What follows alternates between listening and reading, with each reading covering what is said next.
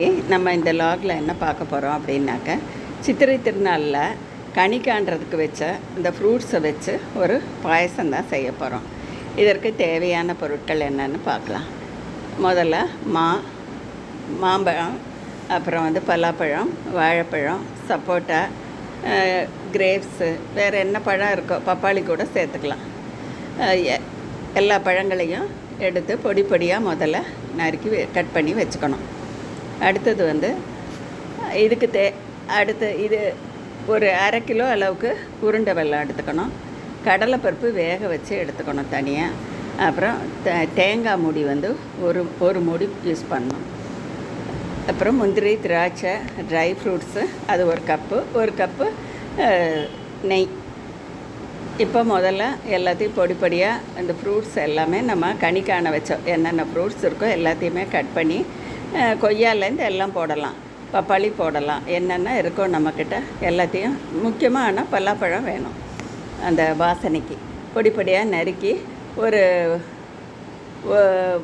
2 tumbler தண்ணி விட்டு நல்லா வேக வச்சுட்டு, அதோடையே உருண்டை வெல்லத்தையும் சேர்த்து, அப்புறம் வேக வச்ச கடலைப்பருப்பு அதையும் சேர்த்து நல்லா அடிவட்ட கலரணும்.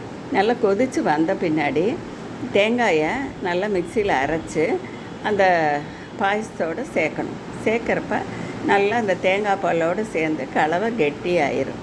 நல்லா கெட்டியான பின்னாடி எல்லாம் கொதிக்க விட்டுட்டு, ஒரு வாணலியில் நெய் 2 டீஸ்பூன் எடுத்து வச்ச நெய்யை ஊற்றிட்டு, ட்ரை ஃப்ரூட்ஸ் எல்லாம் இருக்குது அதெல்லாம் போட்டு பொன்னிறமாக வறுத்து அந்த பாயசத்தோடு சேர்த்து கலக்கணும்.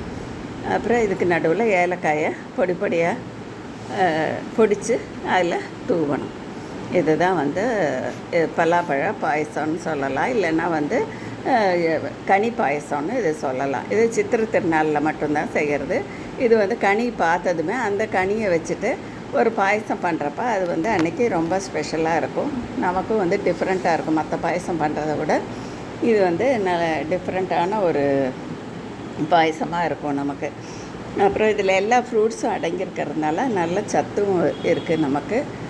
அதே போல் பழங்களை சாப்பிடாத குழந்தைகள் கூட இதை பாயசமாக செஞ்சு கொடுக்குற டைமில் நல்லா சாப்பிடுவாங்க. இது ரொம்ப ஹெல்த்தியாகவும் இருக்கும், ஆரோக்கியமாகவும் இருக்கும். நமக்கு எப்போவுமே செய்யக்கூடிய பாயசத்தை தவிர சம்திங் டிஃப்ரெண்ட்டாக இருக்கும். அதனால் இது எல்லோரும் பார்த்து பயன்பெற்று பண்ணி பயன்படுத்திக்கணும்னு நான் கேட்டுக்கிறேன். இந்த